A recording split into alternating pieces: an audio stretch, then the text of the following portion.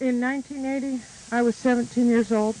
My parents had been divorced about 6 years from what I thought was a Christian home.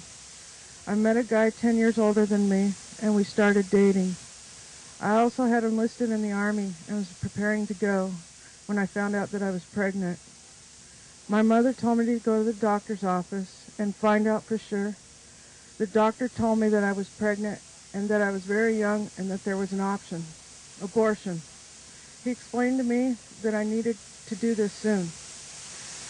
My mother was very upset with me and told me to get an abortion or leave home to have the child and put it up for adoption. I waited 12 weeks. I was under a lot of pressure from my mother and the doctor, plus the thought of disappointing my family. I gave in and went to see the abortion doctor. He said that this was the right thing to do and gave me some pills and told me to come back in 2 days to the abortion clinic. 2 days later, my mother took me in. I remembered to be prepared for protesters in front of the clinic and not to talk to them. At 6 a.m., I went into the operating room. The nurse prepared me for the abortion. They took all my clothes and said this won't take long. They set me in the abortion chair, had spread my legs, and began the procedure. The doctor informed me that he would be using a suction device and scraping the walls of my uterus to extract the fetus. The doctor started the procedure.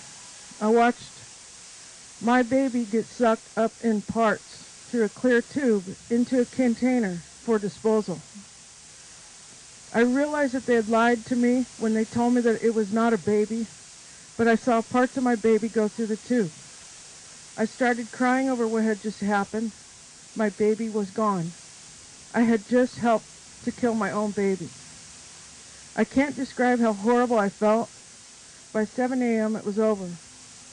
My mother took me home. Then she went to work. I was alone, bleeding, depressed, and knew I had just killed my baby. My life had just changed forever, and over time just got worse. I wanted to die.